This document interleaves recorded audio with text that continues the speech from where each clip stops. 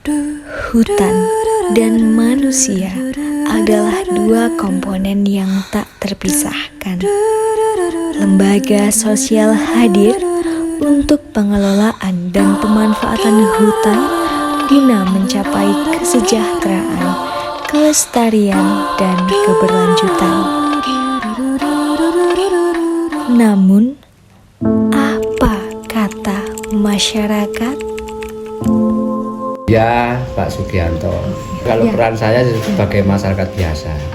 Tapi kebanyakan orang-orang itu, saya itu dituakan sebagai tokoh. Jadi ada apa-apa koordinasi, baik perangkat dusun, RT, RW itu nggak luput koordinasi, saya itu diajak. Rembukan itu loh. Seperti mau ada kegiatan apa di dusun, dan saya tetap diundang.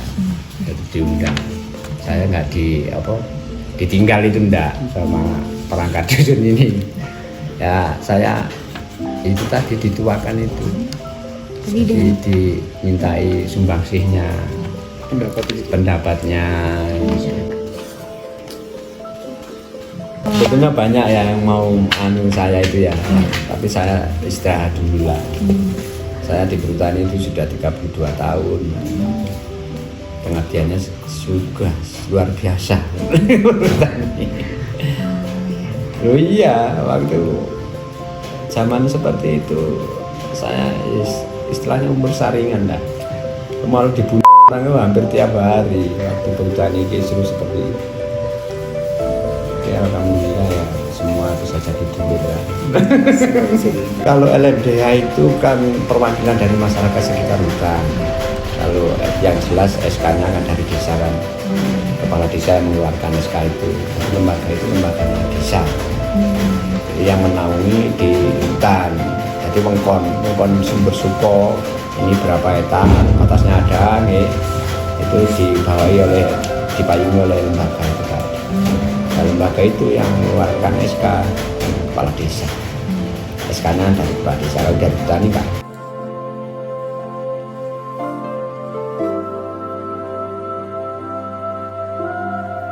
Ini di sumber suko ini yang pertama perhutani, yang kedua LMDH ya? LMDH, ya. Tadi kerjasama apapun kalau di Unkon ini ya pihak ke-1 mungkin ADN ya perhutani, pihak kedua KRPH atau pihak ketiga LMDH. Jadi menyebar ke masyarakat, menaungi masyarakat berapa banyak. LMDH yang diketuain Pak Sai ini sering mengadakan pertemuan gitu? Sering di sini. Ini kan punya Pak Sai yang ngelola ini. Di situ kan banyak tanaman kopi. Nah itu mahasiswa juga itu yang nanam. Itu nggak ada dampak yang gimana tuh nggak ada. Dengan kami kan untung kan. Nah seandainya 10 kilo kopi kan kita dapat 9, perhutani dapat 1. Nah gitu loh. Masa kita rugi kan ya nggak mungkin kita nggak punya tanah. Yang penting kan pokoknya kan kayu. Nah, kayu pinus itu. Kalau di bawahnya masih bisa ditanami ya nggak apa-apa. Dulunya masyarakat itu kan lahan seperti itu kan dibiarkan, ada pembiaran. Lah perhutani waktu itu yang ditunggu itu cuma hasil kayunya. Dulu ya, perhutani zaman dulu. Jadi yang ditunggu hasil kayunya, kalau belum nebang ya belum dapat hasil kan perhutani. Nah setelah itu mulai tahun 2015 sampai sekarang masyarakat saya gerakkan untuk penghijauan, menanam kopi yang ramah lingkungan, tidak mengolah tanah intensif. Ya kalau kopi kan sekali tanam kan sudah enggak dodek tanah kan, cuma perawatan. Ya alhamdulillah perhutani mulai dapat hasil lah sebelum panen kayunya. Contohnya seperti itu. Itu terus terang saya yang menggerakkan masyarakat. Maunya dibiarkan, lahan itu dibiarkan rimbun seperti itu, nggak ada hasilnya.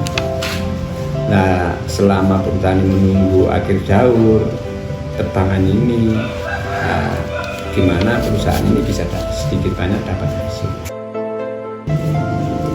Kalau pada umumnya masyarakat kan dulu itu tanaman pinus ya seperti itu, terus bawahnya dimanfaatkan. Toh nggak ganggu tanaman pokok, tanaman tetap lestari. Nah terus terang kalau masyarakat sini dengan bertani ya baik-baik aja, soalnya masalah tanamannya ya sudah lestari. Jadi berkat masyarakat sekitar hutan, masalah itu enak, masih ngomong gitu. Kan ada perhutani pun lahan pekerjaan pun banyak. Nah itu natah itu, natah cari getah itu loh. Iya. Nah cari getah itu. Kalau per kilonya nggak tahu saya, soalnya nggak pernah kerja. Terus bertani juga enak, memasukkan tenaga kerja penyadap, sudah nggak ada biaya lagi untuk pembabatan tumbuhan bawah itu, sudah tinggal masuk kerja udah. Iya, sama petani kan sudah dibersihkan semua. Sekarang kayak kelihatan hijau, masuk ya sudah enak tenaga sadap itu. Perhutani juga, kalau itu memang perhutani petaninya itu cuma tenaga kerja aja, semuanya perhutani. Baik sapranya, ya macam-macam kan dibeli sama perhutani. Kilonya berapa itu. Kalau zaman saya itu masih 38, kalau sekarang mungkin ya sampai 5.000 mungkin per kilonya. Itu perhutani semua, ini tergantung orangnya aja kalau penyadap itu. Jadi seperti alat kayak patu, ya, talang, ember, sembarang itu dilengkapi dengan perhutani. Bahkan perangsangnya juga ya dari perhutani, perangsang keluar getah itu namanya cas itu. Pokoknya dilengkapi lah sama perhutani kalau getah. Iya, kalau getah ya kita bondo tenaga aja. segala macam kebutuhan dicukupi sama perhutani. Nah terus hasilnya dibeli. Nah, petani si A dapat berapa, itu ditimbang ya, itu hasilnya per kilo berapa. Kalau kopi perhutani bisa seperti itu, wah enak petani, makmur sini. Tadi kan satu pintu, setornya ke perhutani. Kayak saya mau setor 1 kintal, diambil kontribusinya ke perhutani berapa, nah, perhutani tinggal bayar sisanya, kan enak. Nah sekarang ya terus terang yang bantu petani itu saya, yang kecil-kecil itu hasil tabung sini saya beli, tabung kebal sini saya beli. Soalnya dulu yang menggerakkan saya, kalau saya nggak mau beli, ya kasihan. Ya bener tengkulak banyak yang masuk ya, tapi tetap saya yang di bawah sini tetap saya olah sendiri. Kalau ini sempat saya perhutani masalahnya kan mintanya kan 35%. Lah 35% ini petani disuruh sendiri. Saya bilang begitu karena apa, saya mengalami sendiri. Jadi biaya perawatan terus biaya petik pun juga mahal. Seandainya kan kita dapat 1 kintal, tahu-tahu perhutani kan dapat 35, kita cuma 65 ini diambil biaya segala macam. Perhutani cuma menyediakan lahan aja, tahu-tahu hasilnya minta 35. Itu saya terus terang memang roton belot gitu, masa itu ya paling tidak itu perhutani hitungannya luasnya kan banyak gitu loh. Dan lagi yang jadi permasalahan itu kalau dulu itu sudah saya sarankan manajemen perhutani ya, itu alangkah baiknya dibuat per hektar per tahun. Nah dulu paskernya Pak Andre itu nggak bisa bilang saya seperti itu. Kalau secara seperti itu banyaknya malah disewa menyewa. Nah karena bertani ini butuh hasil atau enggak. Nah contohnya sekarang ya saya punya 1 hektar, terus tetangga saya 1 hektar. Punyaan saya rawat biaya yang sangat luar biasa besarnya. Hasilnya otomatis kan melimpah banyak gitu. Nah yang 1 hektar ini nggak dirawat sama sekali. Nah ini sama-sama luasnya, tapi kontribusinya ke perhutani yang udah dirawat ini nggak ada. Nah, alasannya nggak ada buahnya. Malah sebelahnya yang 1 hektar ini buahnya banyak, kenaknya banyak. Makanya saya punya ide kalau per hektar itu harus dinominalkan berapa. Entah itu dirawat atau tidak, tapi pertani kan tetap ada hasilnya kan. Sama-sama 1 hektar katakan 200.000 per tahun. Walaupun dia nggak dirawat, nggak ada hasilnya, tetap kan keluar 200. Nah, yang hasilnya banyak itu kan biaya perawatannya memang luar biasa, ya banyak hasilnya. Tapi sama-sama mengeluarkan 200. Adil kalau seperti itu. Tapi kalau yang diterapkan 2 tahun ini enggak ada yang kena, ada yang enggak, padahal semua memiliki lahannya. Gitu. Jadi ini yang masih jadi permasalahan ini. Jadi permasalahan. Yang pertama 35% itu. Terus masalahnya ini bukan ya, istilahnya bukan fokus hutan tanaman kopi, nggak ada anunya, itu di bawah tegaan. Istilahnya kan di bawah tegaan, kita itu kan manfaatkan lahan di bawah tegaan, itu IRDP itu. Gimana di bawah tegaan ini sebelum kayunya ini panen, masyarakat sekitar hutan dapat hasil, terus petani juga dapat hasil. Tapi nggak boleh petani menekan, itu nggak bisa, soalnya kan itu di bawah tegaan. Kecuali los nggak ada khusus tanaman itu bisa 35% petani menyediakan lahan tapi terima 35% itu mungkin bisa. Tapi kalau di bawah tegaan saya rasa sulit, diterapkan sulit. Saya ini mengawal untuk air bersih saja. Jadi ya, air bersih untuk lingkungan sini saya perjuangkan. Alhamdulillah ini kerjasama dengan perhutani sudah mulai nampak nih, sudah ininya sudah hampir 90% sudah. Jadi kan sangat penting dulu, terus terang masyarakat sini itu kesulitan air. Sana masyarakatnya di atas, sumber mata airnya di bawah. Jadi gimana caranya saya bisa terjangkau semua masyarakat. Yang enak itu ya malah yang masyarakat yang bawah, kan sumbernya di atas semua. Tapi kalau yang masyarakat sini sumbernya di bawah, badannya di atas, otomatis kan sangat sulit. Nah, itu fokus saya yang pertama itu. Jadi kalau dulu saya kan tugasnya di Pujon, di Bantul. Saya pulang ke sini masih tetap seperti ini. Saya punya ide seperti itu. Akhirnya baru ini. Kalau dulu langsung saya urus PKS-nya ya, sudah saya urus tapi terbengkalai karena terurus di KPH. Sekarang diperbarui lagi, terus manajemen KPH sudah mulai berani turun ke lapangan, cek. Berarti kan sudah ada lampu hijau. Lampu hijau ini dekat koordinasi sama LMDA itu.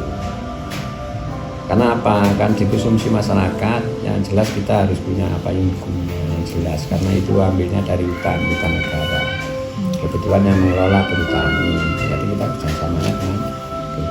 Terus harapan saya kan banyak masyarakat yang ambil air di hutan itu kan masih ilegal ya. Jadi saya kepingin jadi contoh untuk masyarakat yang lain, biar legalitasnya itu sah dari perhutani, terus kita seandainya bayar sharingnya berapa per tahun, nah itu kita harus jelas, itu harus jelas. Jadi ada payung hukumnya. Sekarang sudah saya koordinir masyarakat di lingkungan saya ini ambil air di perhutani, di hutan ya. Tapi tidak luput kita harus kerjasama, duduk bersama dengan perhutani, petugas yang di lapangan, baik tokoh masyarakatnya gitu. Akhirnya ya alhamdulillah sumber airnya sudah lancar, tinggal legalitasnya aja. Tinggal kemampuannya berapa kita tawarkan ke sana per tahunnya itu kita bayar. Kalau gitu kan enak. Jadi, nah nanti bisa jadi contoh yang lain. yang syukur ambil, nggak ada kerjasama dengan perusahaan. Nah, kalau ini sudah clear and clear, nanti ini bisa buat contoh yang lain. Nah, kalau perhutani terus terang, istilahnya nggak ada lah kalau dari khusus kita kayak orang lain ya. Kalau masyarakat sini nggak ada. Di perhutani terus terang masyarakat juga bisa ajak ngomong, perhutaninya juga seperti itu. Tapi kita tetap tidak menyampingkan itu. Koordinasi itu baik petugas lapangan, manajemen di KPA itu tetap masalah air. Contohnya kemarin itu ya didatangi dari KPA, di sini cek lokasi macam-macam. Jadi kita sebenarnya kalau masalah air perhutani kan cuma ketempatan aja. Kalau sumber mata air itu kan punya alam kan, alam. Tapi munculnya dari mana, nah itu yang perlu kita ajak koordinasi kan seperti itu. Iya, banyak ini terus terang pemanfaatan air itu yang belum ada, istilahnya perhutani belum dapat apa-apa. Seharusnya kan itu muncul dari tanah negara yang kebetulan dikelola perhutani, terus dimanfaatkan oleh masyarakat. Nah, paling tidak itu perhutani ya dapat masukan lah, dapat masukan semampunya. Masyarakat ngasih per tahun itu berapa, seperti itu. Jadi enak. Iya, saya penggeraknya ini mulai tahun 2015 kalau nggak salah. Memang jangkauannya sangat panjang, terus itu swadaya sehingga kita tertatih-tatih ya. Sampai alhamdulillah sekarang ya, sampai ke masyarakat semua lah. Sudah pakai meter semua. Tandonnya sudah permanen. Terus terang bikin tandonnya itu dapat bantuan dari Pak Wali. Waktu itu saya menggerakkan itu, kebetulan ada tamu Pak Edi itu dibantu itu menggali itu pakai alat berat, saya pakai bego itu dibantu waktu itu per jamnya berapa gitu, akhirnya dibantu sama Mas Edi itu. Kalau wisata awalnya kalau Forest Park ini yang mengawali buka dulu saya, buka dulu saya, terus sekarang diteruskan, entah kelanjutannya gimana. Tapi itu tetap ada kerjasama dengan perhutani, itu ada karcisnya ya juga dari perhutani, tiketnya itu dari perhutani ya, tinggal pengelola setor aja. Jadi wayai punya setor ya tinggal ngitung. Habis berapa itu ya disetor. Terus proporsinya ya jelas. Nah, kemarin kan sempat terbengkalai Forest Park itu masalah COVID itu, pandemi itu. Nah, jadi saya ya kewar-kewar kan ke pengelolanya, karena dulu saya yang mendirikan, yang buka wisata ini. Terus ini gimana ini? Terus akhirnya sudah mulai gerak lagi.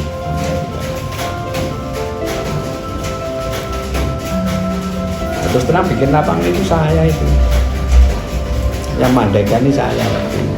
Tapi didukung oleh masyarakat. Kalau ada apa-apa Pak Gianto, masyarakat tetap ikut membantu. Jadi kerjasama dengan masyarakat, dengan perusahaan. Itu tahun 2002 ditebang, langsung saya turunkan alat berat. Tapi hitungan saya ada ini 2 tahun ada risalah pengukuran mali kan, hutan tiap 10 tahun kan. Nah, nanti bisa dimasukkan nanti di peta muncul nanti. Nah, akhirnya terlaksana. Manfaatnya luar biasa sekarang. Kalau dulu saya seminggu 2 kali ke KPA integrasi sama pimpinan. Oh iya, seminggu 2 kali saya absen terus ke KPA. Ini untung saya nggak diberhentikan itu aja. Tapi kalau saya diberhentikan masyarakat maju, muncul hutan sini. Kalau dulu saya kerjasama dengan LMDA itu kan hasilnya dari LMDA itu yang penting yang ke perhutani nggak utuh ya. Seandainya ke perhutani 70% ya tetap 70% plus pemdanya. Nah sisanya ini pengelola baik jasa parkir macam-macam itu diatur di situ di LMDH itu. Yang penting perhutani cuma itu saja, tanggung jawab kita, beban kita nggak mengurangi yang ke perhutani itu aja. Setelah itu ya dipoteng-poteng itu sama tenaga kerjanya. Nggak ada, perhutani selama ini nggak ada biaya mengeluarkan untuk wisata, itu nggak ada. Kalau instansi lain itu banyak yang bantu, ya semacam-macam lah ada aja. Tapi kalau dari perhutani nggak ada. Iya, penggunaan lahan, peralatan lahan itu aja. Yang penting izin bisa dikeluarkan itu aja. Nah itu waktu izin itu kan hutan produksi jadi hutan wisata itu ya saya memperjuangkan mengundang biro untuk pengukuran itu. Karena awalnya ini hutan produksi. Kalau hutan produksi kan tebang tanam. Wah, waktunya tebang-tebang, kayak tanam-tanam. Tapi kalau dijadikan hutan wisata kan selamanya. Jadi nggak ada tebangan, nggak ada penanaman. Kalau kita menunjukkan, itu saya yang berjuangkan.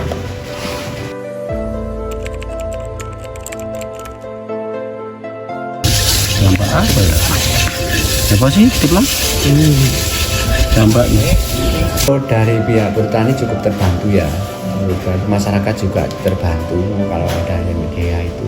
Masalahnya kan ada yang tanggung jawab. Jadi ke wilayah Sumber Sukoi umpama mengkonya itu 100 hektar, ya yang tanggung jawab ini LMDH ini sama desa ini harus tanggung jawab. Jadi kalau ada sharing apa-apa dari perhutani itu LMDH ini wajib ke desa itu berapa persennya itu sudah ada aturannya gitu.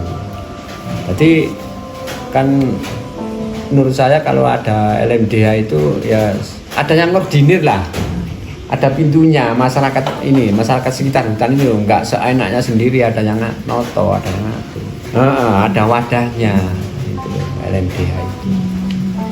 Nah itu LMDH itu cuma yang membawai itu satu desa itu. Satu desa. Berarti masyarakat menyampaikan aspirasi lewat LMDH untuk kemudian LMDH menyampaikan ke perhutani. Kalau ada tamu dari perhutani, LMDH ini yang wajib. Nanti ya hasilnya dari masyarakat seperti ini. Ya alhamdulillah di sini hutannya juga lestari, hijau. Jadi, masyarakatnya masih enak dijak ngomong, masih peduli ke hutan lah. Berarti sejauh ini itu masyarakat merasa terbantu Pak ya dengan adanya lembaga-lembaga tadi? Oh sangat terbantu. Kalau menurut saya mungkin ya ada masyarakat yang lain enggak, ya sebagian kecil lah. Perhutani juga terbantu dengan adanya LMDH itu. Perhutani. Tadi nggak langsung hanya diteguhkan LMDH-nya. Baik wisata apapun ya LMDH bisa sama. Perhutani sama LMDH. Harapannya tuh kalau di sini tuh apa ya? Ya mungkin seandainya wisata itu bagus memang di sini. Ya. Jadi kalau memang wisata itu ada yang mendanai ataupun gimana kan lebih apa ya, peningkatan ekonomi warga sini kan lebih cepat. Kalau harapan saya ya namanya saya dulu masih perjuangan ya. Kalau harapan saya ya harus berkembang baik lah. Jadi masyarakat lebih apa itu istilahnya paham lah, lebih paham tentang hutan gitu. Kalau dulu kan masyarakat istilahnya kan masih ya apa ya, sampai naik dewi. Tapi kalau sekarang kan sudah. Nah itu yang harus dikembangkan. Jadi tahu persis manfaatnya hutan ini, tahu persis masyarakat ini sebagian besar sudah. Nah, harapan saya seperti kayak sumber mata air, wisata itu ya tetap harus kita pacu, kita kembangkan. Nyata adanya bahwa keberadaan lembaga sosial berperan penting dalam mengatur hubungan antara manusia dan hutan.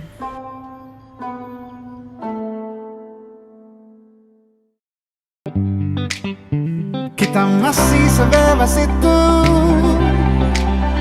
rasa takut yang tak pernah mengganggu batas naluri bahaya. Dulu tingginya lebihi logika.